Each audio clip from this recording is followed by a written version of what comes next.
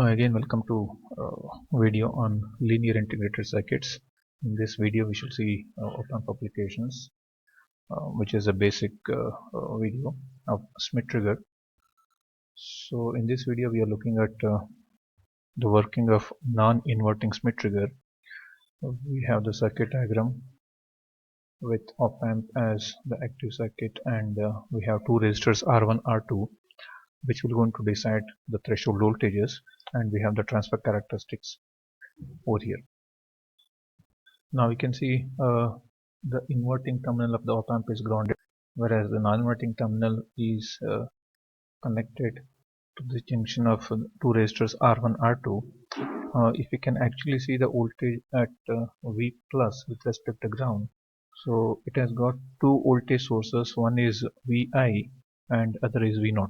So actually V plus can be written using the superposition theorem as Vi, that is V in, into R2 divided by R1 plus R2 plus V0 into R1 by R1 plus R2. So this is the expression for V plus here.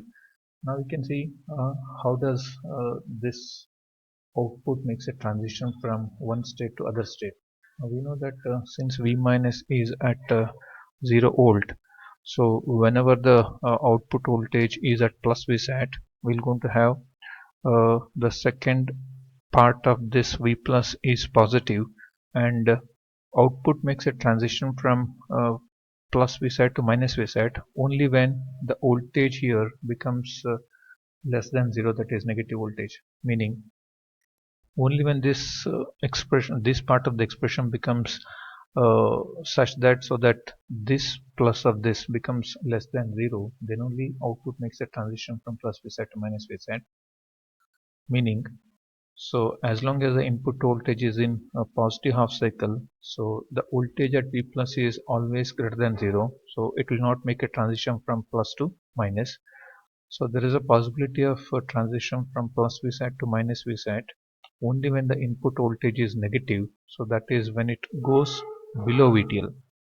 So you can see VTL is given by, of course we can get the expression equating this V plus to 0, we can get what is the expression for VTH and VTL. So from that we can get the expression for VTH is nothing but equating this to 0. So replacing this VI by VTL or VTH, we'll get the expression for VTH as plus VCC into R1 by R2 and VTL as minus VCC into R1 divided by R2. So let us have a look at the operation of this non-inverting Schmitt trigger in detail. Let us consider when the input voltage is more than VTL. So VTL, let us say that okay, it is minus 5 volt and VTH is 5 volt.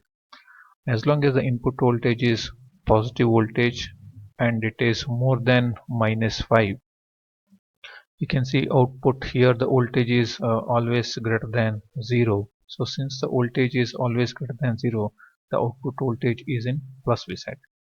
So there is a possibility, as you can see in the arrow mark, so this is the input voltage positive. So when the input voltage is going towards negative half cycle passing the 0, so this is, you can see the input voltages keep on going towards the negative half cycle. Whenever the input voltage goes is still above VTL, that's what is this case, so output still remains in plus V sat. As soon as the voltage goes below this VTL, output makes a transition from plus V sat to minus V sat. That's what is seen here. So as soon as the input voltage crosses this VTL, that is, it is assume that it is minus 5. If it becomes minus 5.1, output goes to minus V sat. That's what is here. Less than minus 5 is like minus 5.1 or 5.2, anything less than minus 5, output makes a transition from plus V sat to minus V sat. So now you can see it is gone to minus V peak, and then now it is coming back now. So it has crossed 0 in the input axis. Now it is going towards positive peak. So on its journey towards positive peak, whenever it comes across VTH, that is 5 volts, output again makes a transition from minus V sat to plus V sat. Whereas from during this period, it will be still there in minus V sat. So that's what is here. So during this entire period, the output is still there in minus Vsat. That's what it is in minus Vcc when the input voltage is less than Vth. So input voltage is such that it is less than 5 till this point. The output voltage is in minus Vsat. If the input voltage further increases beyond 5, the output makes a transition from minus Vsat to plus Vsat. So that's what is over here. If the input is more than Vth, if it is more than Vth, it makes a transition from minus to plus. So output becomes plus Vsat. So this way, so as the input voltage goes below VTL, it makes a transition from plus to minus. If it is going from if it has to go from minus Vsat to plus Vsat, it has to exceed 5 volts. It was exactly the reverse in the inverting Schmitt trigger. In the inverting Schmitt trigger, if we can have a look at how what was happening in inverting Schmitt trigger, just have a look at this is for the inverting Schmitt trigger. If the input voltage exceeds this VTH, so it was coming down, and when it is going below this, it was making a transition from minus to plus Vsat. It is exactly the reverse in non-inverting Schmitt trigger. So we have this as the non-inverting Schmitt trigger, where the output makes a transition from plus Vsat to minus Vsat. When it goes below VTL, it makes a transition from minus to plus Vsat if the input voltage exceeds VTH. So using these expressions of VTH and VTL, so we can get the Schmitt trigger.